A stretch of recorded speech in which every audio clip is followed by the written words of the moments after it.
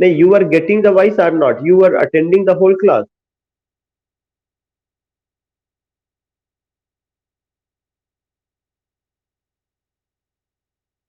Yeah.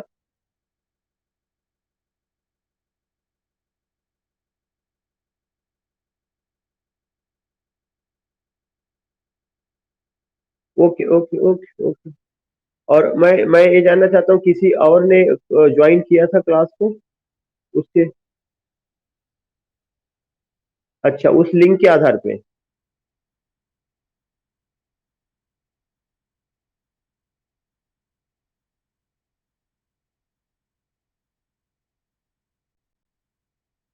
नहीं नहीं बेटा, ऐसा आपको क्या मैंने ग्रुप में जोड़ा नहीं किया सोनाली जी?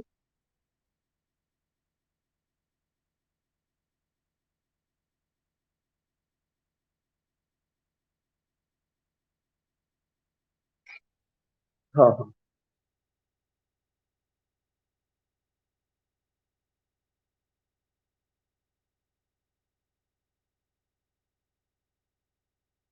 अच्छा ठीक है ठीक है। मैं असल में ये मेरा सबसे पुराना ग्रुप है। जब मैंने शुरू किया था, मतलब आज से नहीं, कई साल पहले, करीब मुझे लगता है कि कुछ नहीं तो।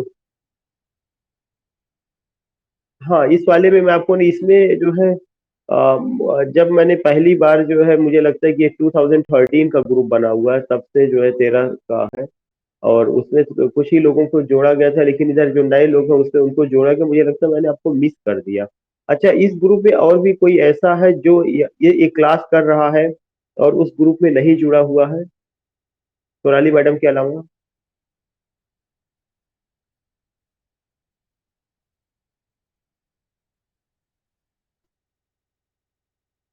नहीं, उसमें आपको मेरी ही आवाज जाएगी। कारण है कि जो स्पीकर होगा, वो जो जो मॉडरेटर होता है, आप उसी की ही आवाज को रिसीव कर पाएंगे। You will not receive the response of the student, and even I will not receive your response. ना तो आपकी आवाज मेरे तक आएगी, ना ही जो है स्टूडेंट की आवाज आपको जाएगी। जो मॉडरेटर है वही अकेले, चूंकि जो लिंक है उससे आपको केवल इतनी परमिशन है कि you will get my voice and you will receive my voice, या you can attend only the class. उसमें अगर आप कुछ बोलना बोलना भी चाहेंगे तो आप बोल नहीं पाएंगे। हाँ, वो लिंक इसीलिए, वो चीज, वो ये नहीं, वो ऐप का अपना वो है, ऐप की तरफ से ऐसा है। ऐप। हाँ।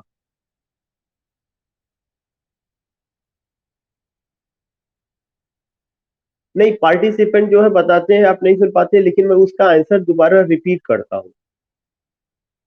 मैं तो हर आंसर जो पार्टिसिपेंट बताते हैं, मैं ये कहता हूँ कि हाँ ये चीजें हो रही है, या पार्टिसिपेंट ये कह रहे हैं, उसको मैं तुरंत रिपीट करता हूँ।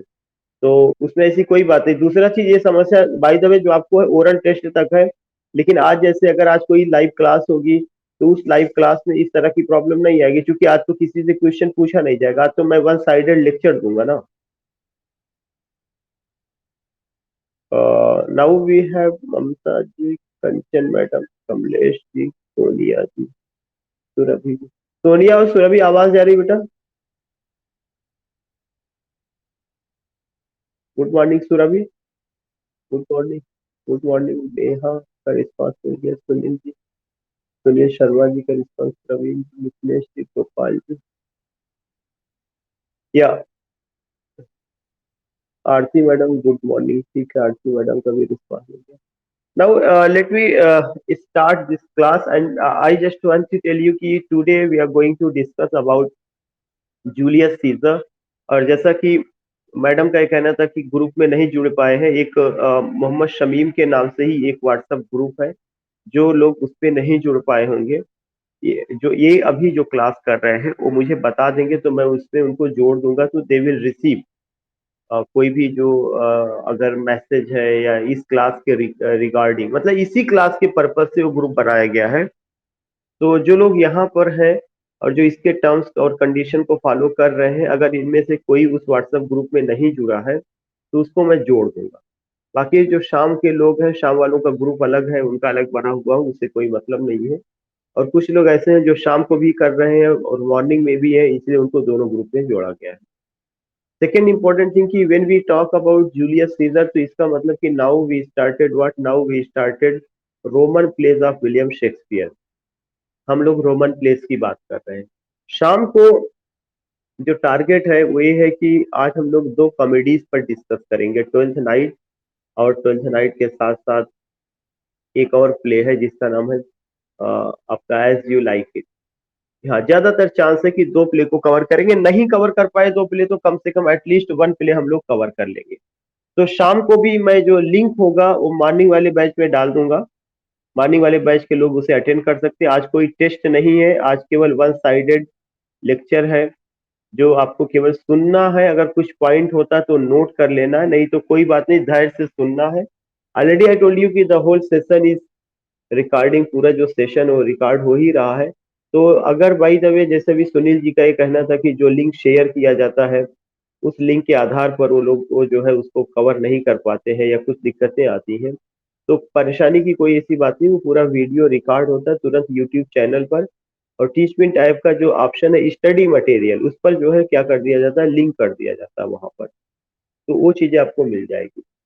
अब सवाल उठता है कि Kanchan madam, are you saying something? Good morning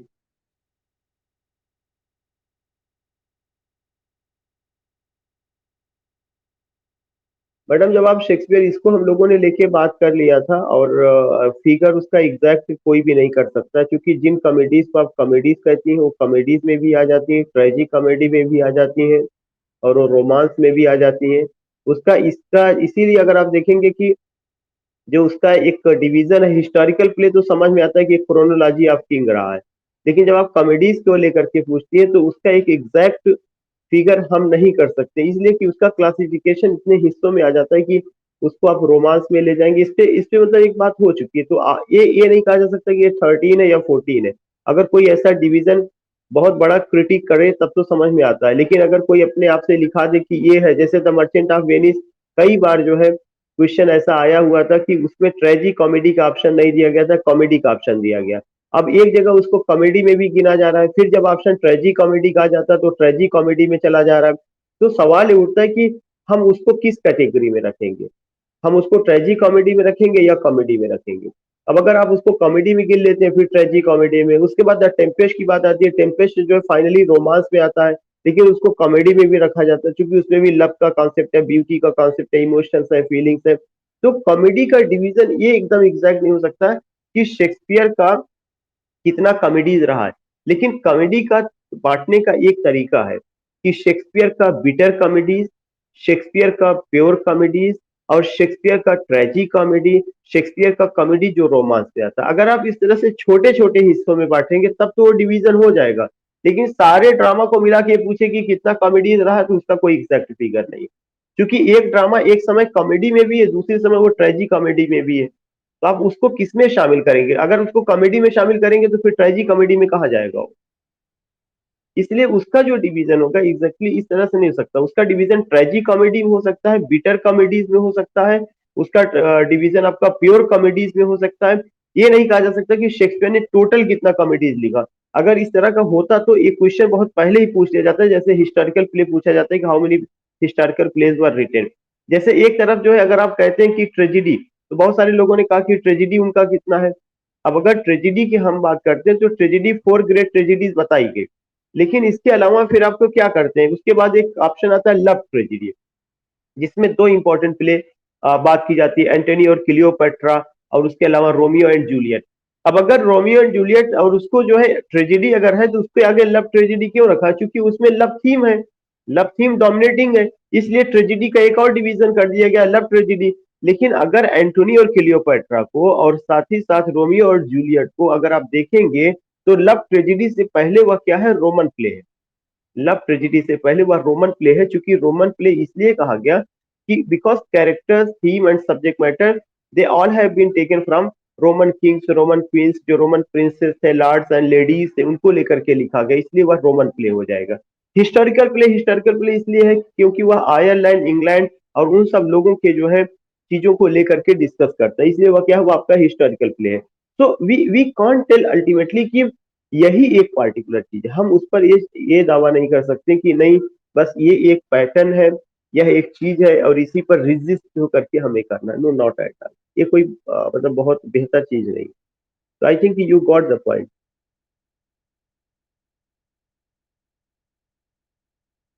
जी। नहीं, ऐसा देखिए, अगर पहली बात तो ऐसा पूछा नहीं जाना चाहिए। दूसरा चीज, अगर ऐसा पूछा जाता है तो इसका मतलब ये हुआ कि वहां पर वो क्वेश्चन फिर डायलेमा में होगा।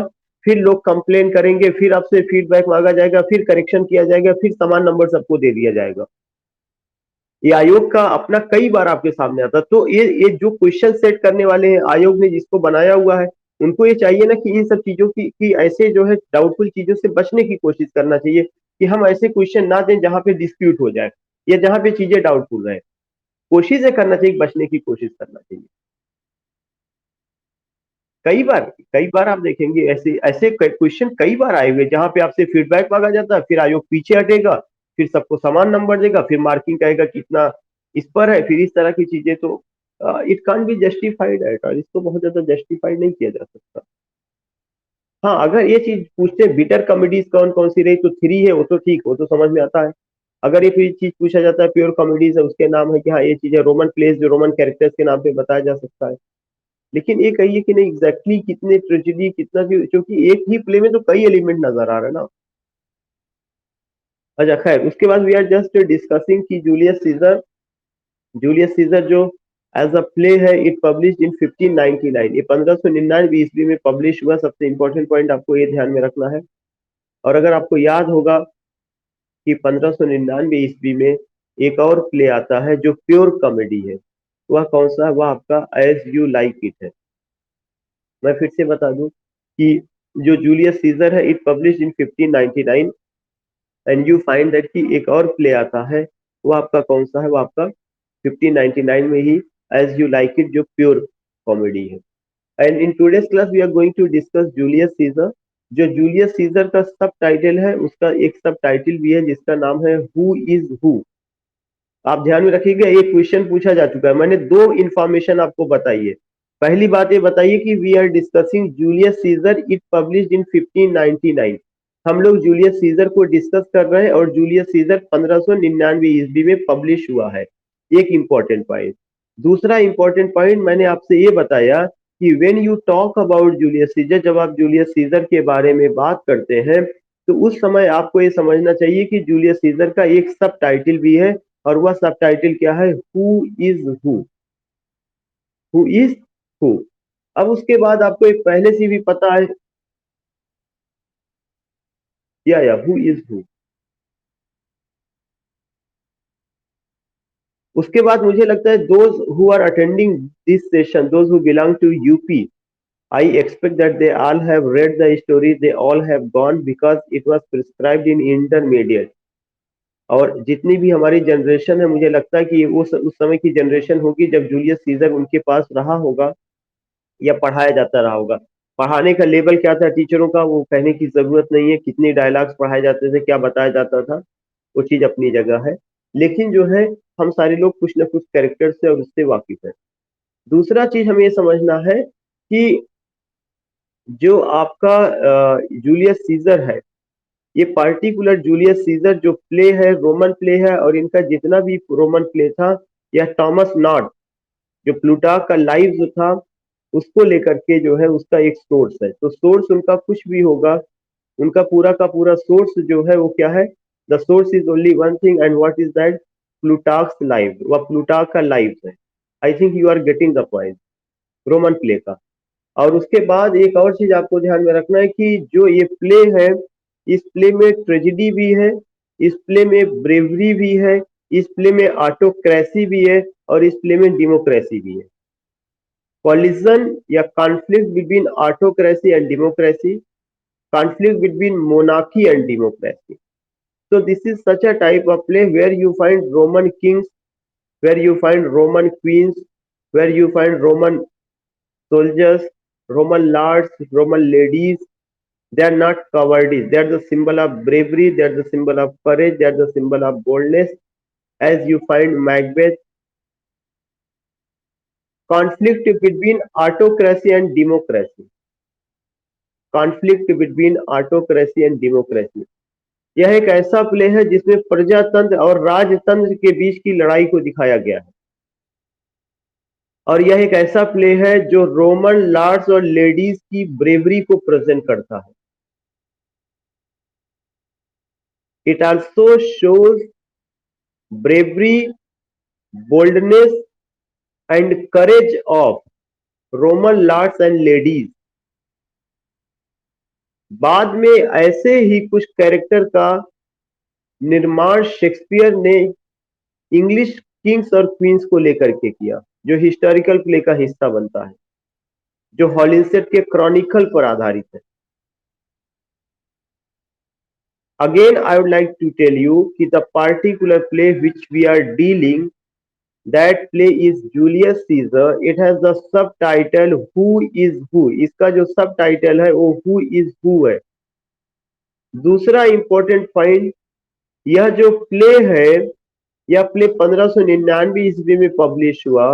The play is about Roman kings, Roman queens, Roman lords, Roman ladies and the supporter of democracy and autocracy.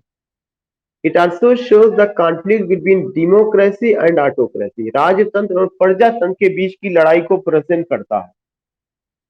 Number 1 point.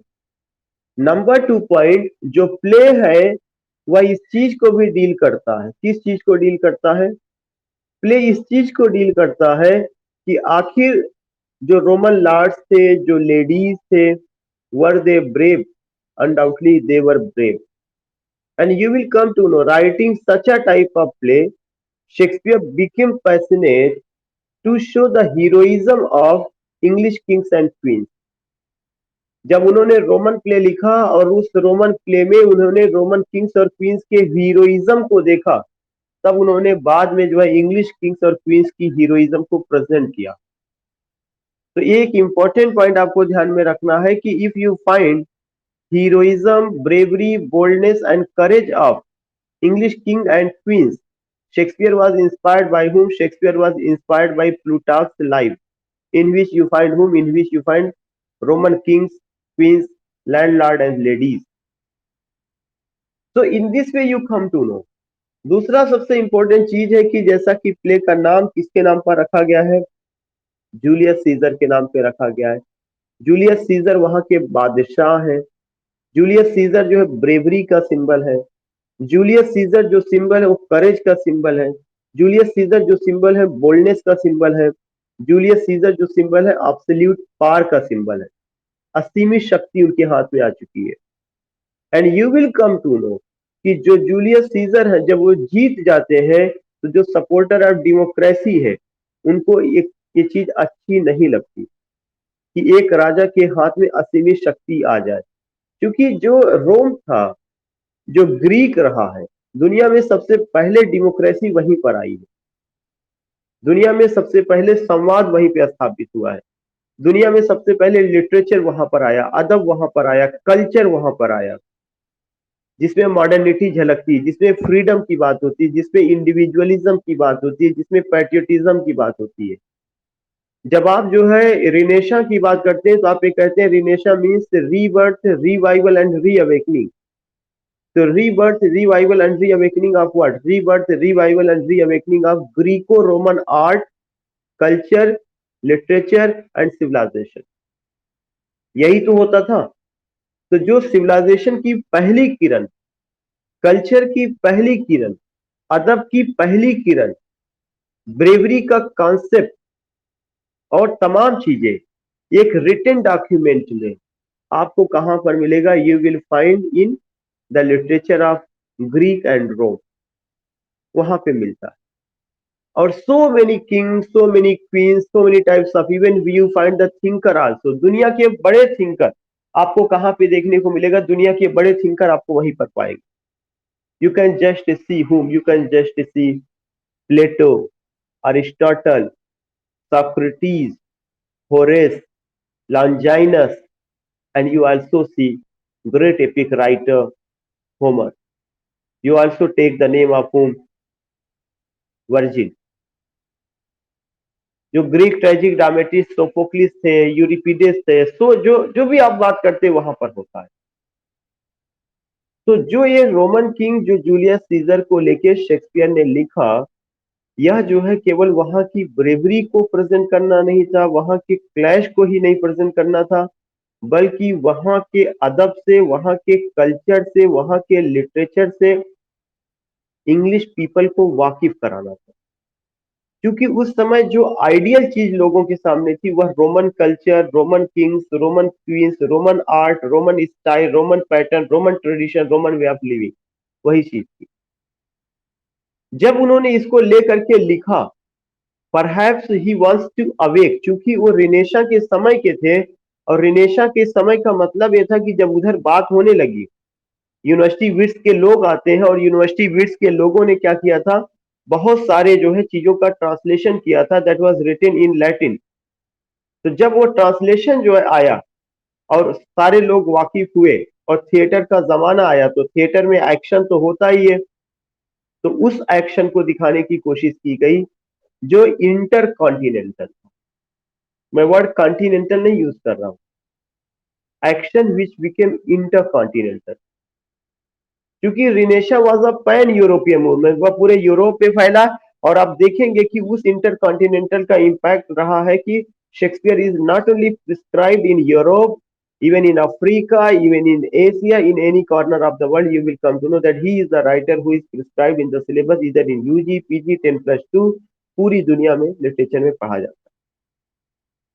तो ये जो ब्रेवरी है, इस ब्रेवरी को परफॉर्म किया गया, दिखाया गया, और शायद एक मकसद यह रहा होगा कि इंग्लिश पीपल को अपने किंग्स के बारे में सोचना चाहिए, इंग्लिश पीपल को अपने क्वीन के बारे में सोचना चाहिए, और उनको ये देखना चाहिए कि जो रोमन किंग्स और क्वींस थे वे कितने लॉयल थे, कितने बहादुर थे, how much dedicated they were for the nation, how much dedicated they were for the country, how much patriotism they have, उनमें पैट्रियटिज्म कितना था, कितना वे डेडिकेटेड थे, कितना उनमें जो है क्या कहते हैं, आप कह सकते हैं कि कितना उनमें पैशनेट वे थे। तो ये जो लिखने का, ये जो परफॉर्म करने का पर्पस था, उसके पीछे एक यही पर्पस था कि इंग्लिश पीपल के बीच से एक ऐसी जमात खड़ी की जाए, ऐसे लोगों का समूह बनाया जाए जो अपने राजा पर भरोसा करे, अपने किंग के प्रति लॉयल हो, और जो जो इंग्लैंड का बोलबाला है वह पूरी दुनिया में फैले। इसके बाद ही तो 1600 ईस्वी में ईस्ट इंडिया कंपनी की स्थापना होती है under the leadership of queen Victoria. क्योंकि जो इंग्लैंड था वो इसके पहले गृह युद्ध में, रिलीजियस इंटॉलरेंस में, मध्य युग में जॉन वाइक्लिफ को जैसे जलाया गया, धर्म के तमाम ठेकेदार, all this things you find how the people have been exploited. तो आपको जूलियस सीजर इस नजरिए से ही केवल नहीं पढ़ना है कि इसमें कैरेक्टर जूलियस सीजर है, इसमें ब्रूटस है, इसमें कैसियस है, इसमें एंटनी है, कैलिफोर्निया जूलियस सीजर की वाइफ है, जूलियस सीजर लीफ है, सॉरी डीफ है, और उनको एपिलेप्सी नाम का बीमारी है। नो, नॉट एट ऑल, ये तो एक इंफॉर्मेशन है। The beauty of a drama lies in what way you are going to analyze it, in what way you are going to explain it,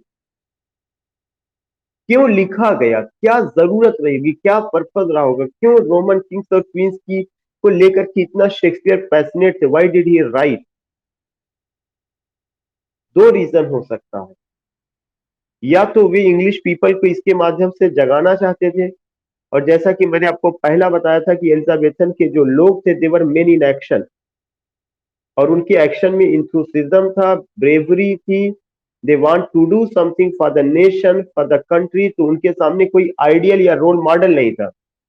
उस समय इंग्लिश किंग्स और queen's का concept उतना बेहतर नहीं हुआ था, इसलिए पैरेलल रोमन किंग्स भी चल रहे हैं, उनकी भी बातें चल रही, और यह एज जो था ग्लोबलाइजेशन का एज हुआ था।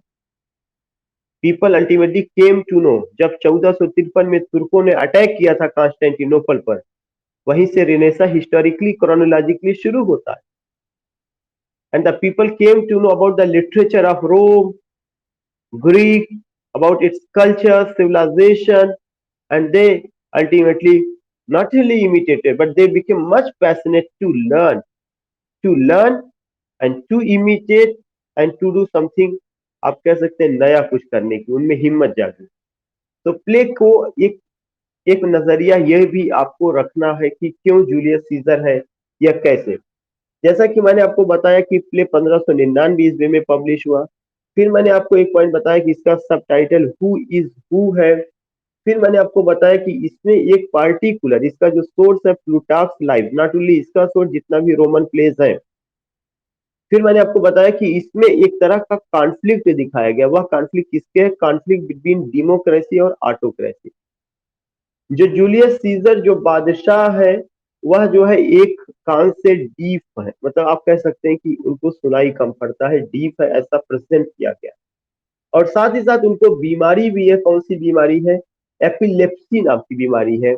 आप उसको वो एक डिजीज है उनको। उसके अलावा एक और कॉन्सेप्ट जो आपको ध्यान में रखना है कि यह पूरा का पूरा प्ले दो पार्टिकुलर आइडियोलॉजी को लेकर के बुना गया है। और उन दो पार्टिकुलर आइडियोलॉजी में एक आइडियोलॉजी सपोर्टर ऑफ डेमोक्रेसी है और दूसरा जो है सपोर्टर ऑफ ऑटोक्रेसी है। जब जूलियस सीजर जो है किंग पॉम्पे को पराजित करते हैं, या ग्रेट रोमन जनरल आप कह सकते हैं कि great Roman general Pompey, POMPEY, Pompey भी एक कैरेक्टर है। जूलियस सीजर पॉम्पे को डिफीट करते हैं और डिफीट करने के बाद रोम के बादशाह बन जाते हैं। तो जो सपोर्टर ऑफ डेमोक्रेसी है उनको ये लगता है कि कहीं ये एब्सोल्यूट पावर इनके हाथ में ना आ जाए, कहीं ये डिक्टेटर ना बन जाए। तब उन्होंने क्या किया? उन्होंने एक षड्यंत्र किया। और उस कॉन्स्पिरेसी को जो लीड करते हैं उनका नाम कैसियस है। उस कॉन्स्पिरेसी को जो लीड करते हैं उनका क्या नाम है? कैसियस। तो जो कैसियस है वो रिपब्लिकन है। Right to understand, republican, republic. India became a republic nation in 1950, जहां पे डेमोक्रेसी का concept, its own constitution. Republic day हम मनाते हैं, उसी से आप समझ सकते हैं 26 जनवरी को। तो जो रिपब्लिकन है, one who supports democracy, one who supports the constitution of a particular nation, जो उसमें विश्वास करते हैं। जो कैसियस है, कैसियस एक कैरेक्टर है, वो रिपब्लिकन है। उन्हें यह अच्छा नहीं लगता कि एक बादशाह या एक जनरल दूसरे जनरल पॉम्पे को डिफीट करता है, बादशाह बन जाता है और कहीं वह असीमित शक्तियों का मालिक न हो जाए। उन पर लगाम लगाने के लिए, या आप कह सकते हैं कि डेमोक्रेसी को दोबारा स्थापित करने के लिए एक लड़ाई शुरू हो जाती है, एक कॉन्फ्लिक्ट। मैंने आपको पहले भी बताया था कि जितना भी ड्रामा होगा, उन ड्रामा में विचारों की लड़ाई होती है, लेकिन जब यह विचारों की लड़ाई परफॉर्म की जाती है तब वह एक्शन में तब्दील हो जाती है। और एक्शन का मतलब क्या होता है कि you have to show something by doing, by performing. You don't have to narrate the story. जैसे मैं आपके सामने मैं शोइंग भी कर रहा हूं, लेकिन मेरा नरेशन है। यहाँ पे मैंने स्टेज नहीं तैयार किया कि there is Julius Caesar, Brutus, Cassius. इस तरह से नहीं है कि जब प्लेइंग द रोल। ड्रामा की खूबसूरती यही है कि ड्रामा में कोई भी आइडियोलॉजी, कोई भी विचार जो है एक्शन में तब्दील किया जाता है, और एक्शन का मतलब perform. You have to perform that thing, you have to show that thing by doing, by performing. तो what do you find here? You find कि जो जूलियस सीजर हैं, उन्होंने एक बड़े जनरल पॉम्पे को डिफीट किया, बादशाह बन बैठते हैं। और जूलियस सीजर और जूलियस सीजर के जो सपोर्टर हैं, वे किस आइडियोलॉजी को रिफर करते हैं? वे जिस आइडियोलॉजी को रिफर करते हैं या सपोर्ट करते हैं, वो आपका क्या है? वो आपका ऑटोक्रेसी है, राजतंत्र। King is all in all, वह वही सब कुछ। तो उस राजतंत्र, उस ऑटोक्रेसी के खिलाफ जो आइडियोलॉजी खड़ी होती है उसका नाम है डेमोक्रेसी। उसके खिलाफ जो आइडियोलॉजी खड़ी होती है उसका क्या नाम है? उसका नाम है डेमोक्रेसी। जब डेमोक्रेसी उसके खिलाफ खड़ी होती है तो डेमोक्रेसी को भी तो कोई लीड करने वाला होगा ना। डेमोक्रेसी को जो लीड करते हैं, मैंने पहले ही आपको बताया था, उनका नाम क्या है? कैसियस है। CASSIUS, Cassius. अभी तक दो कैरेक्टर आपको बताया गया। जूलियस सीजर के लीडरशिप में ऑटोक्रेसी लीड कर रही है, और जूलियस सीजर को रोकने के लिए कैसियस सामने आते हैं और कैसियस के लीडरशिप में आपका डेमोक्रेसी का झंडा या आप कह सकते हैं कि परचम लहराने की कोशिश की जाती है। अब जब कैसियस है तो कैसियस का प्लान क्या है? कैसियस का प्लान यही है, to prevent the power of Julius Caesar. ये पॉइंट आप नोट कर लीजिए। कैसियस का प्लान जो है, हो सकता है कि डेमोक्रेसी स्टेब्लिश हो या ना हो, लेकिन एक बहुत इंपॉर्टेंट प्लान था कि जूलियस सीजर की शक्तियों पर विराम लगाया जाए, उनकी शक्तियां सीमित की जाए, वो एकदम से पावरफुल ना हो जाए। यह एक इंपॉर्टेंट पॉइंट रहा है। I think now you got it.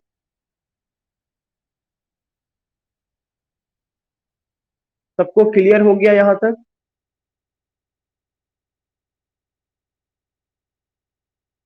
तो एक पार्टिकुलर चीज है कि कैसे कॉन्फ्लिक्ट बदला और कैसे जो है जूलियस सीजर की जैसी वो विजय प्राप्त करते हैं और वहां के बादशाह बनते हैं, उनके खिलाफ भी एक आवाज खड़ी होती है और उसको जो है क्या किया जाता है, उनकी शक्तियों पर लगाम लगाना। उन्हें गद्दी से हटाने का प्लान हो सकता है शुरू में ना रहा हो, लेकिन वो एक असीमित बादशाह ना बन पाए, तो उनकी शक्तियों पर लगाम लगाना। और सर्टेन है कि जब कॉन्स्पिरेटर्स करेंगे और बादशाह को पता चलेगा तो बादशाह उनके खिलाफ एक्शन लेगा। जब बादशाह एक्शन लेना शुरू करेगा तो क्या होगा, उसमें आप देखेंगे कि वह युद्ध में बदलेगा। फिर या तो डेमोक्रेसी के सपोर्टर बचेंगे या तो ऑटोक्रेसी के सपोर्टर बचेंगे। इट्स अ रोमन ट्रेजेडी जहां लव का इंपॉर्टेंस नहीं है। इसको आप ये नहीं कह सकते कि it's a love tragedy, no, it's a Roman tragedy. लेकिन उस रोमन ट्रेजेडी में ना कोई एम्बिशन है, उस रोमन ट्रेजिडी में ना ही कोई इंडिविजुअलिटी है, बल्कि उस रोमन ट्रेजिडी में एक ऐसी आइडियोलॉजी है जो 21वीं शताब्दी के भारत में, जो दुनिया का सबसे बड़ा डेमोक्रेटिक नेशन है, और साथ ही साथ वो अमेरिका जो अपने आप को भी डेमोक्रेटिक नेशन कहता है, लेकिन इनडायरेक्ट वे में वहां पर भी जो है तानाशाही प्रवृत्ति है। लगभग कुछ ऐसी ही आइडियोलॉजी हमें उस समय के रोम में देखने को मिलती। So we find what, we here find that कि जब एक ये होगा तो क्लैश होगा, और उस क्लैश में चीजें क्या होगी, हर आदमी अपनी पार्टी मजबूत करना चाहेगा। कैसियस ने यही काम किया, कॉन्स्पिरेटर का काम किया, और उस कॉन्स्पिरेटर के तहत उसने जो है जूलियस सीजर के सबसे वफादार, विश्वसनीय, बहादुर जनरल को अपने फेवर में कर लिया। और वो कौन है? ब्रूटस है। ये हम सारे लोग जानते हैं कि कैसियस कैसे ब्रूटस को अपने फेवर में कर लेता है। लेकिन फेवर में करने के लिए अगर आप देखेंगे वहां पे जो दलील दी जाती है वो बहुत इंपॉर्टेंट है। दलील किसको लेकर के दी जाती है? डेमोक्रेसी को।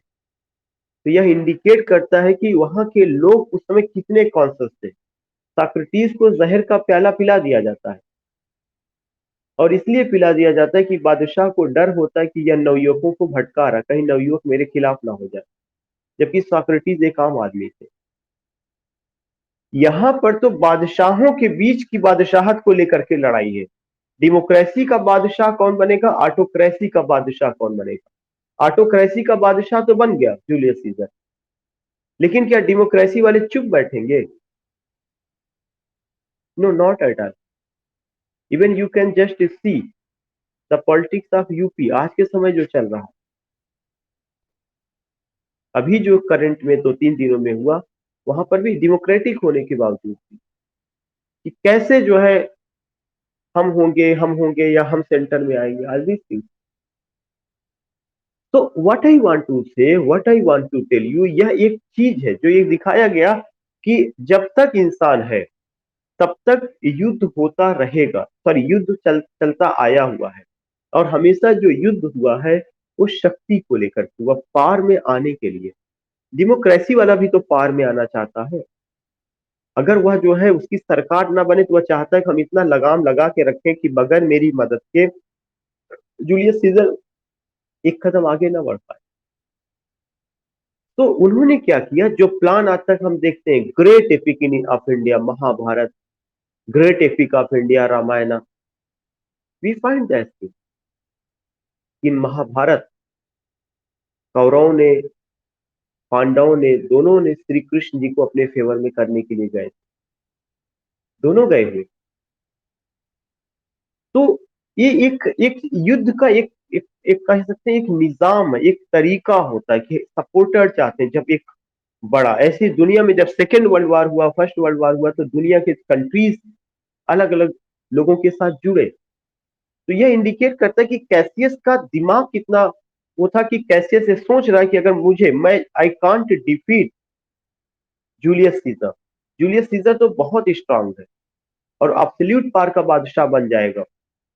उसको डिफीट करने के लिए उसने क्या किया, दलील दिया, डेमोक्रेसी का दिया, और उस डेमोक्रेसी की दलील पर उसने ब्रूटस को अपने फेवर में कर दिया। अगर ब्रूटस को आप अपने फेवर में कर रहे हैं, तो क्या आज इंडियन पॉलिटिक्स में ये चीजें नहीं नजर आती हैं कि इनके विधायक को अपने फेवर में कर लीजिए, उनके विधायक को अपने फेवर में कर लीजिए, तब हम सरकार में आ जाएंगे, सत्ता में आ जाएंगे। बदला क्या? We give vote, we elect, बाद में वही विधायक जिसको आपने दिया था वो दूसरी पार्टी में चला जाता है।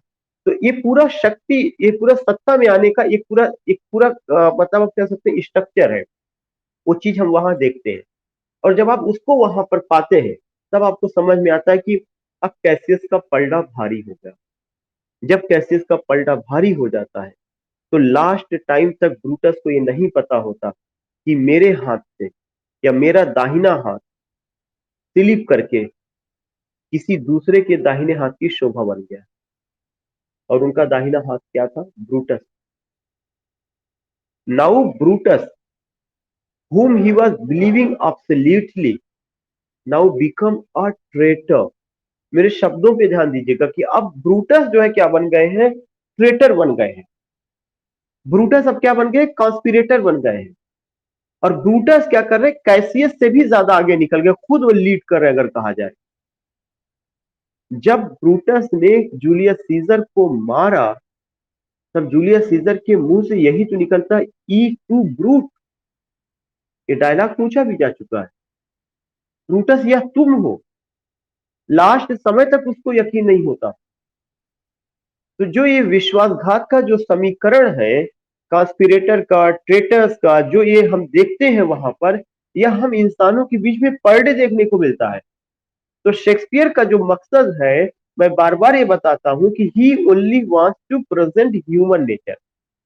अभी तक तो आप कहेंगे सर आपने बताया ये बादशाहों की कहानी है, प्रजातंत्र और राजतंत्र की लड़ाई है, यह जो है रोमन किंग्स, क्वींस, लॉर्ड्स और लेडीज की ब्रेवरी की कहानी है, यह कॉन्स्पिरेटर्स की कहानी है, यह शाम दाम दंड भेद की कहानी है, यह युद्ध को जीतने की कहानी है, और जूलियस सीजर जैसे बादशाह की शक्ति पर लगाम लगाने की कहानी है।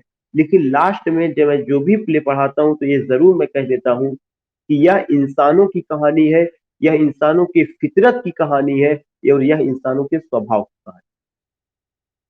आप सब कुछ भूल जाइए कि कोई जूलियस सीजर है, आप सब कुछ भूल जाइए कि कोई कैसियस है, आप सब कुछ भूल जाइए कि कोई ब्रूटस है।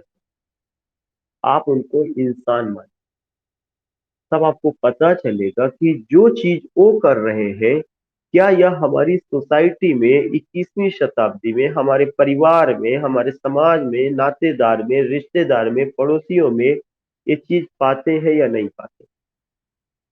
You will come to know we get this thing, we get this thing. तो मेरा हमेशा ये मानना है कि हम अगर किसी प्ले की व्याख्या कर रहे हैं, तो प्ले की व्याख्या केवल इस इंफॉर्मेटिव ना हो कि ब्रूटस राजा है, कैसियस है, और सॉरी जूलियस सीजर राजा है, कैसियस जो है लीड कर रहे हैं डेमोक्रेटिक आइडियोलॉजी को, उन्होंने ब्रूटस को अपने फेवर में कर लिया। नो, ये तो जरूरी है। इसके साथ साथ how you can understand the contemporary situation, how you can understand the nature of human being, कि वही लोग उसी में से जो है कॉन्स्पिरेटर्स भी हैं, ट्रेटर्स भी हैं, जिस पर आप ज्यादा विश्वास करते हैं वही आपके खिलाफ हो जाता है और आप जान नहीं पाते हैं। क्या ये चीज मैकबेथ ने छल नहीं किया था डंकन के खिलाफ? क्या तीनों बेटियों में से दो बेटियों ने किंग लियर से छल नहीं किया? क्या जो है क्लाउडियस ने अपने भाई किंग हैमलेट को मारने के लिए छल नहीं किया? क्या जो है जेसिका ने अपने बाप को धोखा नहीं दिया जब वह इलोप कर जाती है? कौन सा ऐसा प्ले है जहां छल कपट की बात ना आई हो, धोखे की बात ना आई, किसी को मर्डर करने के लिए, कत्ल करने के लिए, हटाने के लिए? मैंने उतना ही एग्जाम्पल दिया जो मैंने आपको पढ़ाया था। और ओथेलो से बड़ा छल छल करने वाला कपटी कौन हो सकता है? ब्रूटस तो सॉरी, ओथेलो मैं कह रहा हूं, इयागो से बड़ा, सॉरी इयागो से बड़ा। ब्रूटस तो एक ब्रेव किंग था। ब्रूटस ने आइडियोलॉजी के लिए जो है अपनी अपनी कंडीशन को, अपनी सिचुएशन को बदली। ब्रूटस ने आइडियोलॉजी के लिए, ब्रूटस को यह लालच नहीं था कि मैं सत्ता में आ जाऊं, ब्रूटस को यह लालच था कि मैं वतन बचा लूं। उसको गलत इंटरप्रिटेशन किया था कि रोम कहीं ऐसा ना हो कि बर्बाद हो जाए, इस तरह की बातें कही थी। तो वो जो पैट्रियटिज्म का जो भावना था वह उफान मारने लगा, इसीलिए ब्रूटस ने पार्टी बदल दी। उसको लगा कि शायद रोम हाथ से निकल जाएगा। लेकिन जितने भी ह्यूमन नेचर मैंने बताए, छल कपट, बेटी ने बाप के साथ किया, एक लेफ्टिनेंट ने, आप कह सकते हैं कि जो इयागो है, उन्होंने दूसरे के साथ किया। इयागो ने इसके साथ किया था, डेस्टिमोना के साथ किया। इयागो ने अपनी वाइफ एमिलिया के साथ किया। इयागो ने यही छल जो है ओथेलो के साथ किया। और सबसे बड़ा छल किंग डंकन के खिलाफ मैकबेथ ने किया। और अगर उससे भी बड़ा छल देखा जाएगा तो क्लाउडियस ने अपने भाई किंग हेमलेट के साथ किया।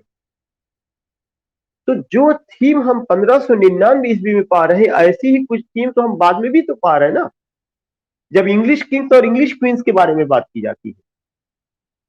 तो try to understand comparative study जब आप करेंगे तो आपका माइंड खुलेगा। या यह एक आप कह सकते हैं कि चाहे आप सब्जेक्ट मैटर कह लीजिए या वे ऑफ प्रेजेंटेशन था, वे ऑफ राइटिंग थी। तो हमें प्ले को, मैं आपको अगर बताने बैठा हूं तो प्ले को केवल इस नजरिए से नहीं देखना है कि प्ले 1599 में आ गया, इसका सब title who is who undoubtedly बहुत इंपॉर्टेंट है। लेकिन प्ले का जब तक डेप्थ हम आपको नहीं बताएंगे तो मेरे पढ़ाने का क्या मकसद है? बीइंग अ टीचर, उसकी गहराई पे मुझे आपको ले जाना चाहिए। Then you will never forget, in coming days you will never forget इसकी स्टोरी को कहां से क्या क्या बताई गई। अगर मेमोरी से गायब भी हो जाएगी तो you will recall. So these are the basic things जो मैं आपको जो है क्या बता रहा हूँ, जो मैं आपको चीजें रख रहा हूँ, जो मैं आपको बता रहा हूँ, जो हमें समझने की कोशिश करना चाहिए। Are you getting my voice? Hello?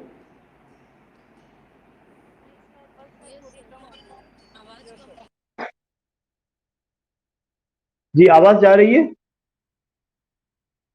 Yeah, so I was telling you कि what you have to do, how you can understand. तो एक तीन इंपॉर्टेंट बातें की गई है। एक बात है जूलियस सीजर को लेकर के की गई है, एक बात जो है ब्रूटस को लेकर के की गई है, एक बात कैसियस को लेकर के की गई। ये तीन इंपॉर्टेंट किरदार है। चौथा जो आपको सबसे इंपॉर्टेंट पॉइंट और ध्यान में रखना है कि इस पूरी घटना में जब इस पूरी घटना में सिचुएशन आउट ऑफ कंट्रोल हो गई, जूलियस सीजर को मार दिया गया। जूलियस सीजर, ये देख के कह सकते हैं आप, बहुत शॉक उसको लगा कि कैसे जो है ब्रूटस ने मेरे साथ विश्वासघात किया और मुझे छोड़ करके वह उनके साथ चला गया। लेकिन एक जो प्ले की सबसे बड़ी खूबसूरती है वह डिबेट है, जनता को एड्रेस करना।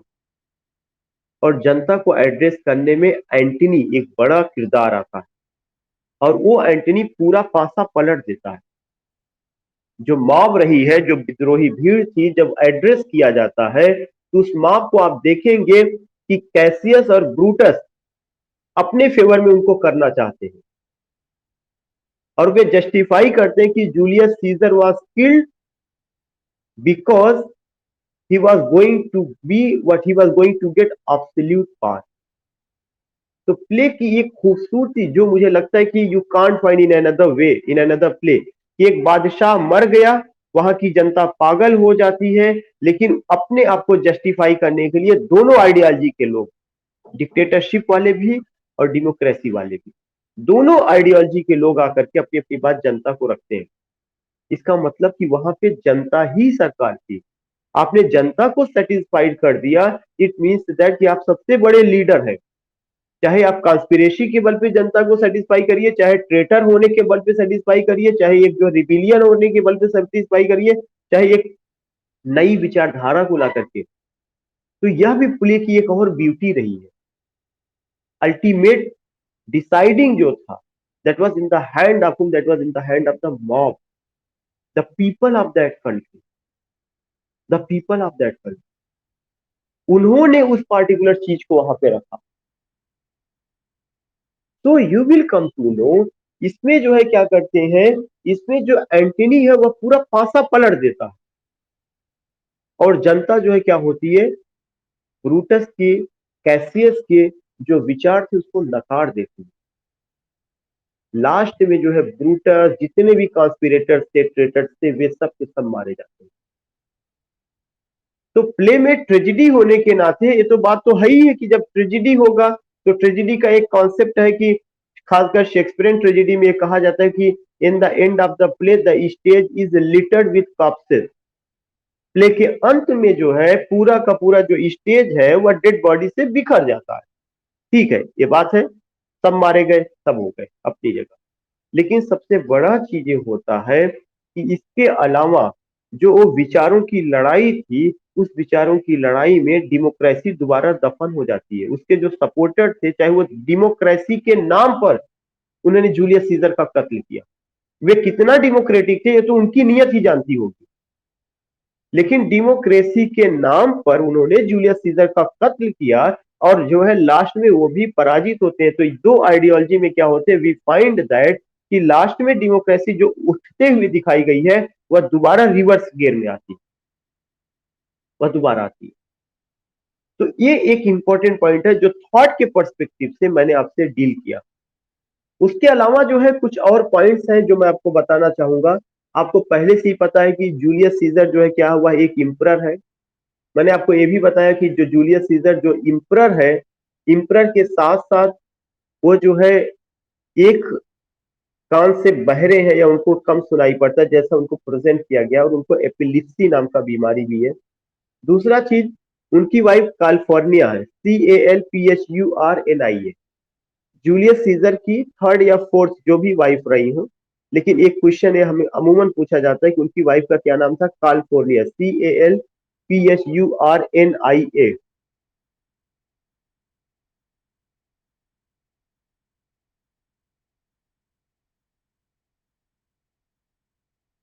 someone has written Shamama Bano की उनको आवाज नहीं जा रही। Now just I want to check, Sonali madam, Surbhi madam, Shamama ji आपको आवाज जा रही है? शमामा,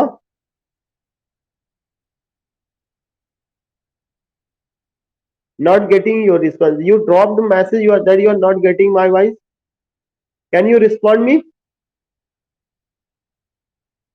टीपू जी, सोनिया, ममता, या आप में से कोई बता सकता आवाज सबको जा रही है? ओके ओके, उसका अंदर नेटवर्किंग इशू होगा। So I was discussing with you कि जो ये प्ले है, इस प्ले की एक और खूबी है कि उसमें जो एक कैरेक्टर है, वो पार्टिकुलर कैरेक्टर क्या है, कैलिफोर्निया। और वो कैलिफोर्निया जो है उनकी वाइफ है, and being the wife Julius Caesar को कई बार रोकती है। भारतीय परंपरा में एक बहुत बड़ी इंपॉर्टेंट चीज मानी जाती है कि जो जो पत्नी है वह, और वह पुरुष के लिए या पति के लिए एक तरह से रक्षक है, उसका फोर्टिफिकेशन करती है। फोर्टिफिकेशन मैंने किलेबंदी करती है। लेकिन अगर पार्टिकुलर चीज के आपको रोका जा रहा है, if you deny the particular request of your wife, तो हो सकता है कि वो परिणाम जो भी हो, वो उसको कई बार रोकती है, आप ना जाइए। लेकिन बीइंग अ किंग, और जो ब्रेवरी का सिंबल होता है, वो कहता है नो मैं जाऊंगा। तो कैलिफोर्निया जो है वह उसकी वाइफ है, और हमें ध्यान में रखना है। दूसरा सबसे बड़ा चीज कि एक क्रिटिक है ग्रैनविल बार्कर, जो ड्रामेटिस्ट भी हैं, ग्रैनविल बार्कर कहते हैं कि she is the symbol of superstition, वह अंधविश्वास का प्रतीक है। She is the symbol of superstition, वह अंधविश्वास का प्रतीक है। तो ये बात जो है ग्रैन्युल वार्कर ने कैलिफोर्निया के लिए कही हुई है, और साथ ही साथ कहते हैं कि Shakespeare has presented her as a weak and submissive lady. वह लेडी मैकबेथ नहीं है, वह गर्ट्रू नहीं है, वह जो है आप कह सकते हैं क्लियोपैट्रा नहीं है। She is loyal to her husband, she only request her husband don't go this night. क्योंकि जब वह देखती है कि आसमान में कैसे जो है तारे टूटते हैं और वह उसको अपशकुन का प्रतीक मानती है, वह उसको रोकती है। तो इन सारी चीजों पर क्रिटिक्स ने कहा कि वह एक वीक लेडी है, वह सबमिसिव है, कंप्रोमाइज कर लेती है, बहुत ज्यादा रिएक्ट नहीं करती है, सच अ थिंग वी फाइंड। दूसरा चीज जो है, एक और कैरेक्टर है जिसका नाम है Portia. Portia is wife of Brutus. Portia Brutus की पत्नी है। ये चीज हमें ध्यान में रखना है। तो टू फीमेल कैरेक्टर आपको नहीं भूलना है। California wife of whom, wife of Julius Caesar. Portia wife of Brutus. एक कैरेक्टर है Cinna, CINNA। Cinna is a poet. ये तीन इंपॉर्टेंट, मैं फिर से आपको बता दूं। नंबर वन जूलियस सीजर, जो वहां का बादशाह है। जूलियस सीजर किसको डिफीट करते हैं? पॉम्पे को डिफीट करते हैं, POMPEY। नंबर टू, जब वो पॉम्पे को डिफीट करते हैं तो एब्सोल्यूट बादशाह बन जाते हैं, काफी शक्तियां उनके हाथ में आती हैं। यह चीज कैसियस को अच्छी नहीं लगती। कैसियस डेमोक्रेसी का सपोर्टर या डेमोक्रेटिक आइडियोलॉजी को मानने वाला है। वह जूलियस सीजर के खिलाफ खड़ा हो जाता है और चुपचाप वह जूलियस सीजर के सबसे करीबी ब्रूटस को अपने फेवर में कर लेता है, फिर जूलियस सीजर का कत्ल कर देता है। लेकिन इस कत्ल के बाद वहां की भीड़ जो है उग्र हो जाती है, और ये लोग अपनी बात भीड़ को समझाने के लिए रखते हैं। लेकिन जूलियस सीजर की आवाज बन करके एंटनी आता है, और वह जो है विद्रोही भीड़ का दिल जीत लेता है अपनी बात को, अपनी लॉजिक के माध्यम से, आर्गुमेंट के माध्यम से, बात के माध्यम से। लास्ट में जितने कॉन्स्पिरेटर्स हैं वे सबके सब मारे जाते हैं। फिर मैंने आपसे डिस्कस किया कि जूलियस सीजर की वाइफ है जिनका नाम क्या है? कैलिफोर्निया, CALPHURNIA, जिसको कि वीक सबमिसिव लेडी के रूप में प्रेजेंट किया गया है, और ये कहा जाता है कि वह किसका सिंबल है? वह सुपर स्टेशन का सिंबल है। She is the symbol of super station. फिर मैंने आपको एक चीज और डिस्कस किया, वो चीज मैंने आपको ये डिस्कस किया कि वाइफ ऑफ ब्रूटस जो है पोर्सिया है। सिन्ना नाम का एक पोएट है, सिन्ना नाम का, जिनको हमें ध्यान में रखना है। और एक बहुत इंपॉर्टेंट कैरेक्टर और है, आर्टीमीडोरस। आर्टीमीडोरस, ARTEMIDORUS। जो आर्टीमीडोरस है वह क्या है? वह जो है जूलियस सीजर के टीचर थे, आर्टीमीडोरस। सिन्ना पोएट है, पोर्सिया जो है वाइफ है, और आपको मैंने ये बताया कि कैलिफोर्निया वाइफ जूलियस सीजर की है, और साथ ही साथ आर्टीमीडोरस ये कौन है? ये आपके पोएट है। मॉब है जो विद्रोही भीड़ है। ये इतने इंपॉर्टेंट कैरेक्टर्स रहे हैं जिसे आपको नहीं भूलना चाहिए।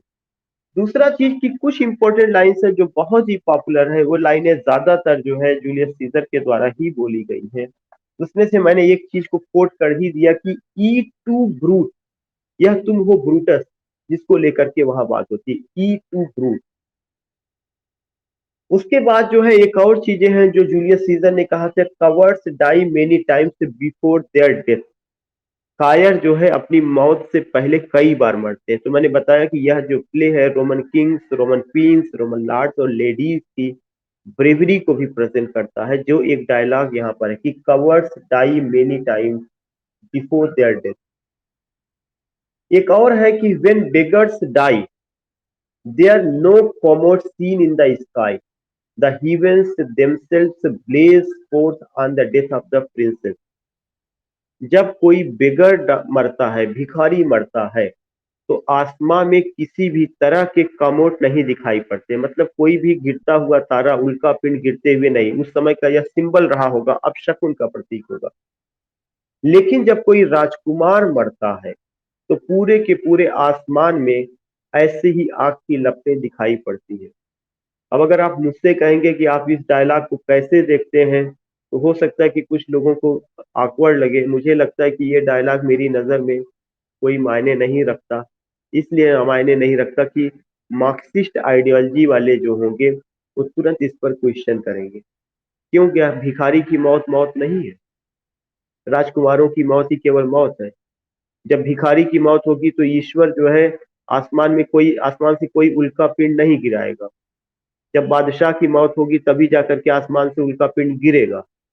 तो मार्क्सिज्म एक क्रिटिसिज्म है, मैं आपको उधर नहीं ले जा सकता हूँ, लेकिन उस पर्सपेक्टिव से ये चीजें हैं कि जितनी इंपॉर्टेंट डेथ जो है आपका बादशाह का होता है, उतना वहां पर उसका भी होता है। आइडियोलॉजी यही कहती है, ऑन पेपर प्रैक्टिकल लाइफ में क्या है ये हम सारे लोग जानते हैं। तो एक चीज ये भी ध्यान में रखना है। उसके अलावा जो है आप ये देखेंगे कि there are so many other dialogue जिसमें रहा है। और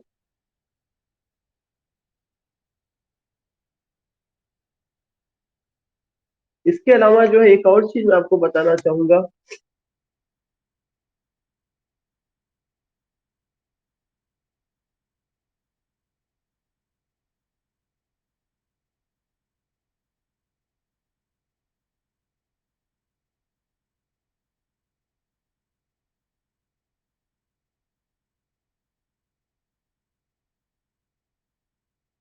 एक चीज है जिसमें एक डायलॉग आता है कि Caesar beware of Brutus, take heed of Cassius. दो चीजें आई है, कैसियस और सीजर से बच करके रहिएगा। ये चीज ब्रूटस को कहा जाता है। You will come to know, ये पार्टिकुलर चीज जब आप देखते हैं कि जो ये पार्टिकुलर चीज आई है, यह डायलॉग कितना मायने रखता है, कितना महत्वपूर्ण है, इसको आप देख सकते हैं। उधर बगल में, वो वाली नहीं, उसके इधर बीच में।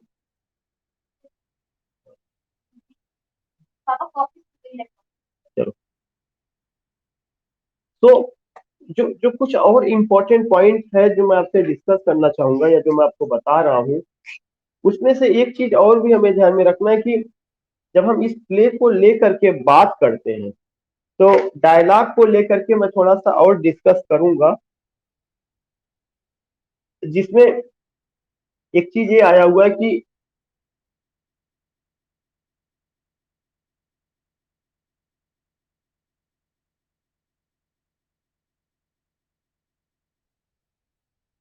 एक डायलॉग बहुत इंपॉर्टेंट है जो ब्रूटस के द्वारा बोला गया है, O Julius Caesar thou art mighty yet. O Julius Caesar thou art mighty yet. Julius Caesar तुम अभी भी शक्तिशाली हो।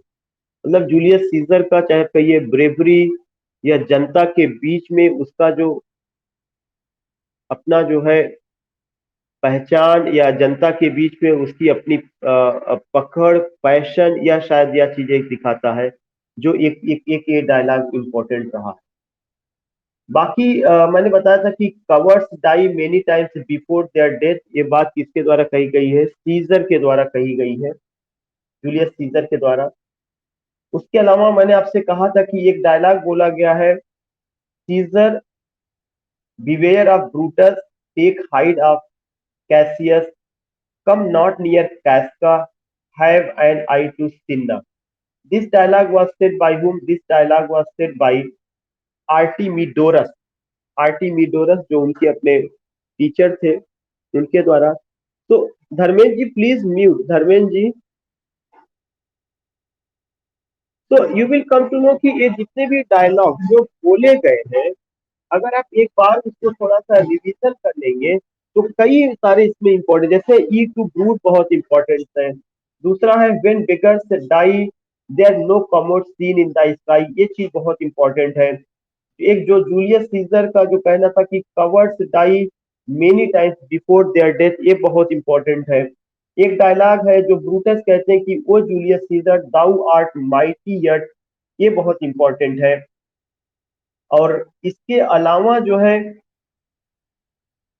सीजर जो है ब्रूटस से कहते हैं कि men at some time are master of their fate, the fault dear Brutus is not in our stars. कह रहे तो ये जो इम्पोर्टेंट जो डायलॉग्स है जो अभी हमने आपसे पढ़ा या जो मैंने डिस्कस किया, एक जैसे और सीजर बिवेयर ऑफ ब्रूटस, ये चीजें जैसे इंपॉर्टेंट है। If you go with this dialogue, तो surely and certainly I think कि जो जो पिछले कोटेशन पूछे गए हैं उसमें जो है अगर आप देखेंगे तो ये सब चीजें आ चुकी है, तो आपको इसको भी कवर करना चाहिए कि हाँ ये कौन है या कैसे क्या कहा गया इसको लेकर के। तो वेन यू गो स्पेशली देखिए जो लाइन है उस लाइन की कोई सीमा नहीं है, लेकिन कुछ लाइनों की ये सीमा है कि जो इंपॉर्टेंट है, कई बार पूछे जा चुके हैं या अमूमन जो कोटेशंस के रूप में आते हैं, हमें कम से कम उस पर इतनी बात करना चाहिए कि हम उस पार्टिकुलर चीज को समझ सके या उस पर हम वो कर सके। तो in this way today I have taken what, today I have taken Julius Caesar as a play. और मैं जो है आपको मिलूंगा और उम्मीद यही है कि शाम की क्लास में मैं प्योर कॉमेडी को डिस्कस कर रहा हूँ। और कल इस क्लास के लिए द टेम्पेस्ट आपको ध्यान में रखना है, कल इस क्लास के लिए टेम्पेस्ट आपको ध्यान में रखना है। शाम को जो मैं डिस्कस करूंगा वो प्योर कॉमेडीज को लेके बात करूंगा। और फिर जब एक दो दिन और हो जाएगा तो मैं आपसे ओरल टेस्ट में के लिए फिर आऊंगा।